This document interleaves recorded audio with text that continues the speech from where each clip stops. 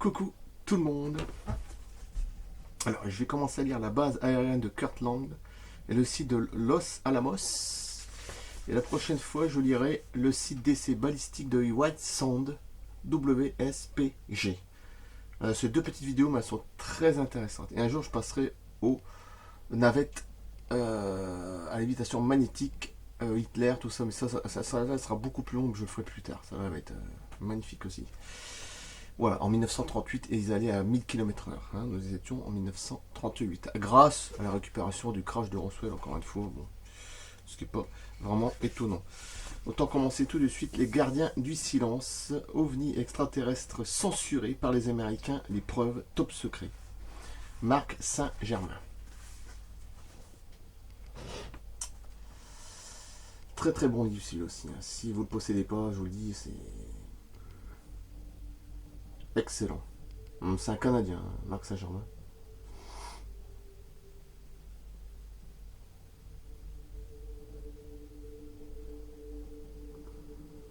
Alors, on va commencer tout de suite. La base aérienne de Kirtland et le site de Los Alamos. Au centre du Nouveau-Mexique s'étend la base aérienne de Kirtland, qui est située au sud-ouest d'Albuquerque, entre les monts Sandia et Manzano. La construction de cette base fut achevée en 1941 après l'achat de plus de 2000 hectares de terrain ainsi que l'ensemble des installations aéroportuaires civiles pour ensuite en interdire l'accès au public. Oui, parce qu'après il y a eu tous les crashs qu'il y a eu à Dovny, donc il y en a une des... Bon, bref, pas mal, hein, de toute façon. C'est à cet endroit que l'on forma la première école de pilotage de bombardiers en temps de guerre. En février 1945, la base aérienne de Kirtland fut chargée d'entraîner l'équipage du B-29 qui larguerait 6 mois plus tard l'arme atomique sur Hiroshima et Nagasaki. En février 1946, la base de Kirtland fut placée sous l'autorité de l'Air Material Command AMC avec à sa tête le général de corps d'armée Twining.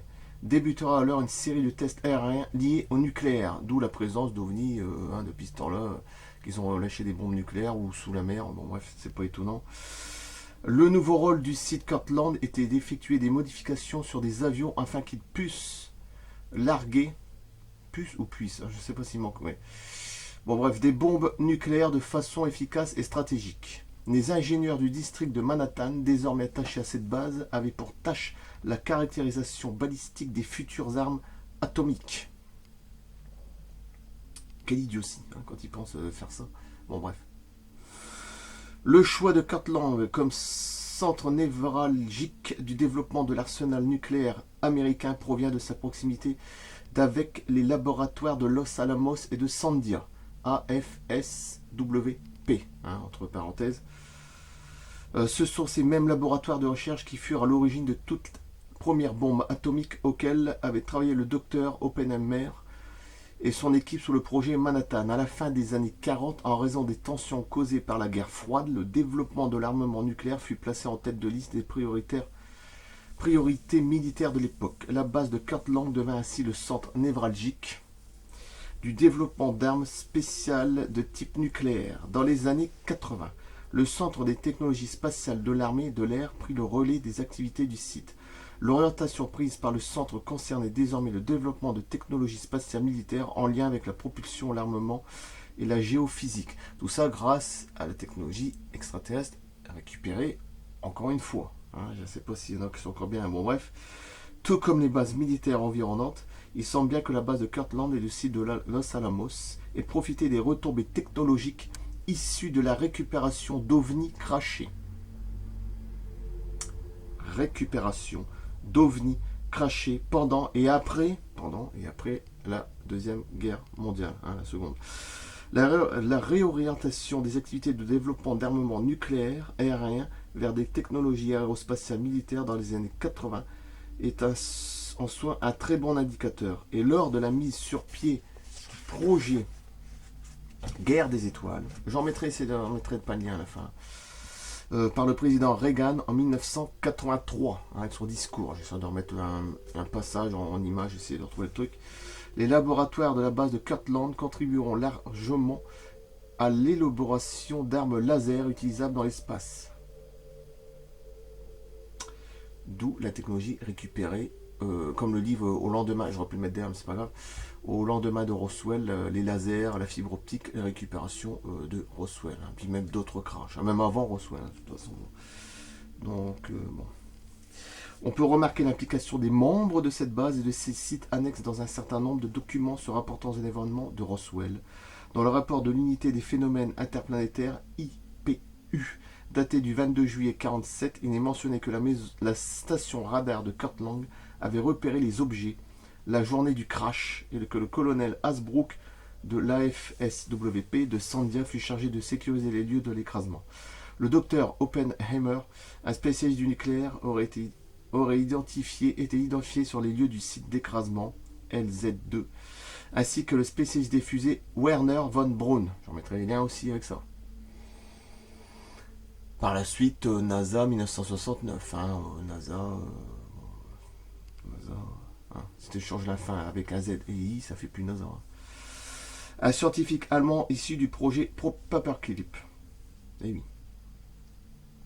Après avoir identifié la nature de certains débris, on aurait dispersé ceux-ci dans les diverses installations environnantes en fonction du domaine de spécialisation des différentes unités en place. Certains éléments d'un générateur furent donc envoyés à la base de Kirtland et la plus grosse partie du vaisseau, on parle bien du vaisseau, bon bref, alien, à Los Alamos. Il est intéressant de noter qu'il est écrit dans ce rapport à la date du 10 juillet que l'accès en fut refusé à un agent du FBI qui s'était présenté sur le site de Los Alamos pour y voir les restes du vaisseau.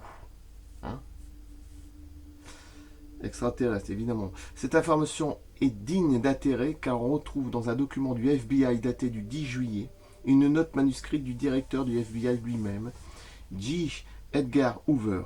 Cette note disait que son agence coopérait avec les services de renseignement de l'armée de l'air quant au partage de l'information sur les disques volants, mais seulement après avoir eu la garantie d'un accès complet aux disques récupérés. Donc il doit y en avoir des dizaines et des dizaines. Sans compter ceux dans la mer que j'ai déjà dit, en Antarctique, qui sont là depuis des milliers d'années. Bon. Ce serait pas étonnant, hein. Pour moi c'est pas étonnant du tout. Je le ferai, mais avant d'accepter, nous insistons sur l'accès complet aux disques récupérés. Dans le cas de Los Alamos, l'armée l'a récupéré.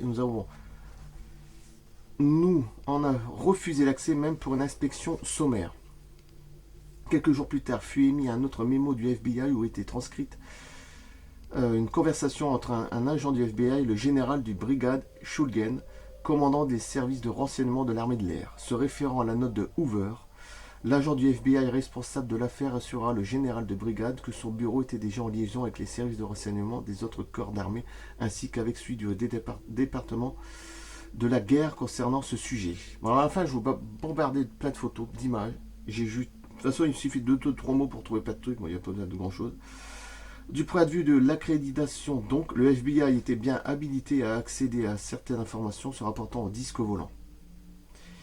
Schulgen accepte en disant qu'il informera la direction des opérations du terrain qu'une coopération complète sur le sujet soit accordée au FBI et que tous les disques récupérés soient rendus accessibles pour inspection par les agents du FBI. La prochaine fois, je vous lirai le site d'essai balistique de White Sand, où je pense qu'à la fin, il parle du B2, hein, l'avion furtif B2. Fabrication à une technologie hautement classifiée. Hein. Vous savez, le truc triangulaire un peu spécial. Hein, 1992, 13, je sais plus quand il a été fabriqué, un truc comme ça, 80, dans les années 90 début. Hein, donc voilà. Bon, c'est encore une fois récupération de Roswell. De toute façon, je vais en mettre plein à la fin. Voilà, il y a peut-être encore une autre histoire que je raconterai.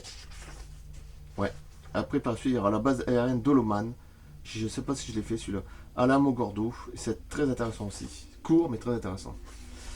Voilà, je coupe là. La prochaine fois, je passerai à l'autre vidéo et après encore une. Et plus tard, je passerai à la vidéo les navettes à lévitation magnétique souterraine avec des tunnels souterrains. Elles pouvaient aller jusqu'à 1000 km/h. Nous étions en 1938, je vous rappelle, 1938. Ce qui est énorme pour l'époque, hein, quand même. Hein. La base aérienne de Kirtland et le site de Los Alamos. Les gardiens du silence. Alors, je vous blinde plein d'images à la fin, comme ça au moins compléter le truc. Voilà, c'est toujours très intéressant. Comme quoi les crashs d'OVNI, ça sert à beaucoup de choses. Et c'est grâce à ça, la fibre optique, les lasers, les puces électroniques. Voilà. Sinon, je pense qu'à l'heure actuelle, je vous dis, je ne sais même pas si à l'heure actuelle, là où je vous parle, on aura une technologie aussi développée avec Internet, tout ça, tout ce qu'on sait, les informations. Enfin, je ne suis même pas sûr. Peut-être on sera encore au stade du Minitel il y a 30-35 ans en arrière. 40 ans. Ce qui est possible. Ce qui est possible. Donc je sais pas. Je peux me gourer, mais je pense qu'on n'aurait pas évolué aussi vite. Pour moi, non. Pour ma part, non. Sincèrement, non. Je pense que c'est quand même grâce à ça, encore une fois, ufologie. C'est pas un hasard, hein, donc bon. C'est comme ça, c'est tout. C'est voilà, on va dire ça aux gens. Mais les gens, tu sais, t'as beau lire ça, ça les intéresse pas. Ils commencent à lire, ouais, bof. Après ils se disent, bof, ouais, tu crois que c'est vrai? C'est pas la peine de parler. Enfin, c'est ici, tu sais comment on les appelle ici? Vous savez comment on les appelle ici? Les gens qui me gonflent là, parce que avec tout ce qui se passe en ce moment, j'appelle ça des babaches. Dans le Nord, c'est ça. Voilà, c'est des babaches. C'est tout. Il y en a que ça va faire rire, mais c'est vrai. Et moi, des gens comme ça, je commence à en avoir au-dessus un petit peu de la tête. Voilà, c'est tout. C'est tout ce que j'ai à dire. Mais ça, c'est mon propre. Voilà, c'est tout. Il y en a qui vont se reconnaître, mais ils doivent penser comme moi. Certaines personnes. J'en suis sûr et certain. Sûr et certain. Je coupe là. Merci. Et à bientôt. C'est pour ça que ça me gonfle, quoi. Les moutons. Les gens sont des. Voilà, moutons. Bon, les gardiens du silence, ovnis extraterrestres censurés par les Américains, l'épreuve, top secret. Très très bon livre. Comme je vous dis, j'adore des pochettes comme ça parce que l'écriture elle ressort comme ici. Là. Ça c'est génial. Voilà. Bon, je l'avais déjà fait voir, mais bon. Je coupe là. Merci. À bientôt. À plus. Prochaine vidéo. Ben, là, je vous mets bien l'image à la fin. Le site d'essai balistique de White Sand. D'accord. Après, il y en aura encore une autre. Voilà. Après, il y aura la grande sur les navettes à lévitation magnétique. Alors, celle-là, ça va être extraordinaire. Elle va être gigantesque, mais elle va être magnifique. A plus, merci, à bientôt.